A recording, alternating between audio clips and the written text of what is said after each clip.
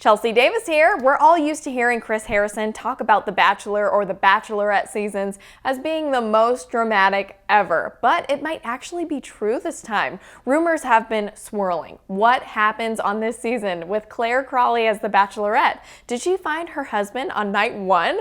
Videos tease a huge falling out, and if Clare ends the season early, is Tayshia stepping in to be the next Bachelorette? We've got a lot of questions to get to, and let's get the answers straight from the source right now. Hi, Clare. How are you? I'm doing well. How are you doing? Oh, it's just great. It's beautiful out here in Arizona. I know the weather is similar to you in California. Yes, I think it's going to be 90 degrees here today, so very similar. Yes, we're at 97 degrees, but it's okay. We're under 100, so that's reason to celebrate. Oh my gosh, it's cooling down. It's fall, right? Exactly. I know. We're very grateful. And I'm so excited to chat with you today, Clare. I think you're such a rock star. I've watched you throughout the years, and this is such an exciting time for you with this next chapter and for all of us to be watching along. You have some past experience with what the filming and production process was like before. Now insert a global pandemic. You've all had to come up with ways to make this show happen. So what has it been like for you having to change how you're doing everything? Yeah, there was a lot that was obviously changed. The location, we weren't able to travel. There was a lot that went into making this happen. But the best thing about it is that everything that went into making, all the testing, all the swabs we had to do, everything, the COVID, the quarantine, everything that we had to do was all to make it as normal as possible. And they really, really did an epic job at that.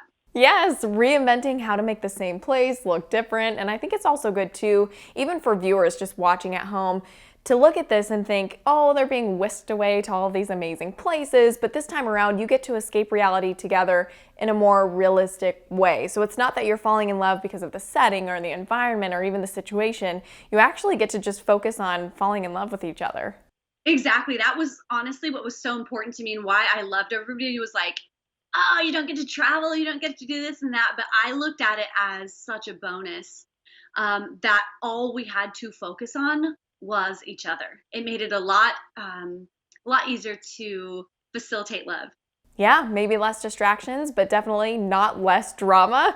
What was it like watching the first episode the other night, or did you not watch it? I watched it. I definitely watched it. Of course, I'm going to watch it. It's nice to relive those moments where you forget there's so much that happens that goes on. Even the behind the scenes of the guys in their interviews and what they said. It's a lot of stuff that I didn't get to hear. So imagine dating in the world where you can actually see when the guy goes home and talks about you and what he says and how he feels about you. It's that little inside peek that, of course, you're going to want to know. Of course, I was going to ask you if you relived any of those emotions, but you kind of touched on that already. All the feels while watching your first episode, which leads me to there were a couple people from Arizona vying for your heart. We had Damar and Blake, and then all of a sudden in comes Dale, and it was just like the world stopped and you had this special moment. So what was it like for you two meeting each other? Oh, well, first of all, Damar and Blake are amazing.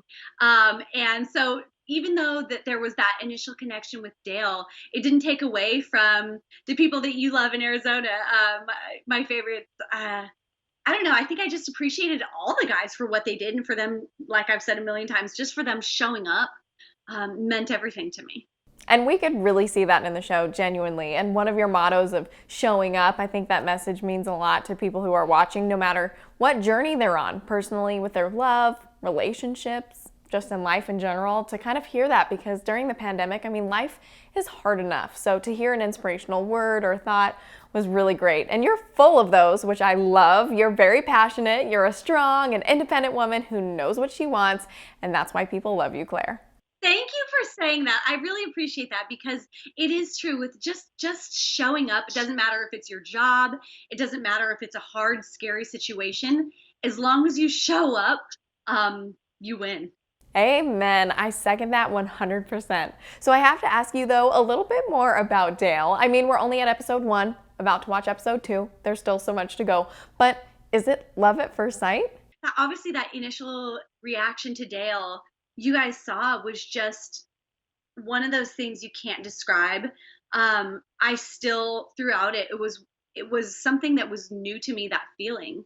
And I've been laughing about it with people when I get all these messages on social media. It's the ones who have experienced that initial, I guess you would say, love at first sight, or that initial, like, something that takes your breath away.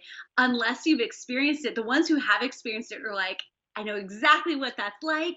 But then there's always the people who are like, it can't be love at first sight. It can't be this or it can't be that. But just because they haven't experienced it doesn't mean it's not a real thing.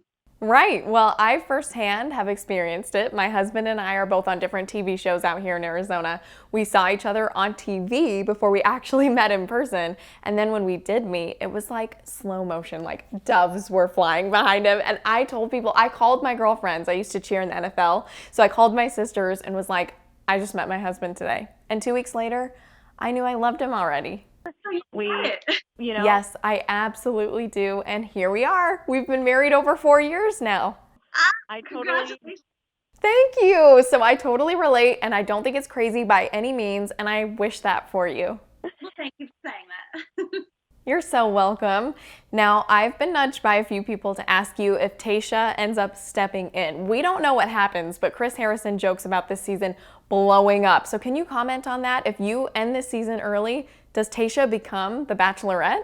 Yeah, things definitely are different this season. There's a lot that happens, and I think it would be, I don't know, I hate saying this and I hate not filling everybody in, but there's a lot that people don't know that happens in the process of what happens. So just throwing something out there for me would be doing this a disservice. And I think you just gotta watch and see how it plays out.